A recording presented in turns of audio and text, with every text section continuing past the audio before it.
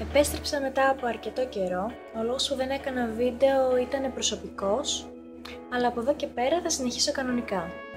Σήμερα θα σας δείξω μία μάσκα μαλλιών με φυσικά προϊόντα, που σίγουρα όλες θα έχετε στο σπίτι σας.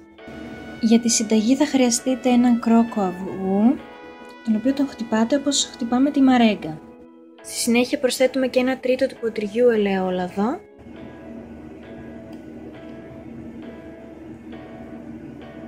Και τις 2 κουταλιές της σούπας μέλι. Στη συνέχεια ανακατεύουμε το μείγμα μέχρι να ομογενοποιηθεί. Το μείγμα γίνεται κάπως έτσι. Το ανακάτεμα κρατάει περίπου 3 με 4 λεπτά άμα το κάνετε με πιρούνι. Εκτός αν το κάνετε με μίξερ θα σας πάρει περίπου 2 με 3 λεπτά το πολύ. Αυτή ήταν η προετοιμασία της μάσκας. Στη συνέχεια απλώνουμε τη μάσκα σε στεγνά μαλλιά, σε όλο το τριχωτό της κεφαλής και δένουμε τα μαλλιά μας με μια πετσέτα για 30 λεπτά. Στη συνέχεια λουζόμαστε κανονικά. Τώρα μερικές πληροφορίες σχετικά με τις ιδιότητες των συστατικών της μάσκας είναι ότι ο κρόκος του αυγού προστατεύει από το σπάσιμο της τρίχας και βοηθά στην ανάπτυξη νέων τριχών.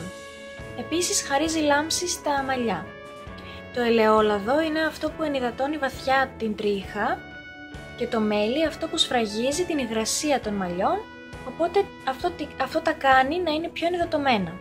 Επίσης μπορώ να σας πω ότι το ελαιόλαδο μπορείτε να το χρησιμοποιήσετε και μόνο του ως μια μάσκα μαλλιών, δηλαδή να το τοποθετήσετε σε όλα τα μαλλιά σας από το βράδυ, να τα τυλίξετε με μια πετσέτα, να κοιμηθείτε και το επόμενο πρωί να λουστείτε κανονικά.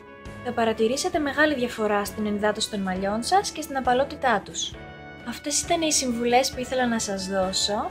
Τις πληροφορίες τις πήρα από το beautyme.gr, στο οποίο μπορείτε να μπείτε και να δείτε και άλλες πληροφορίες σχετικά με μάσκες μαλλιών, ενυδάτωση και οτιδήποτε άλλο μπορείτε να χρειαστείτε. Ευχαριστώ πολύ που με παρακολουθήσατε. Γεια σας!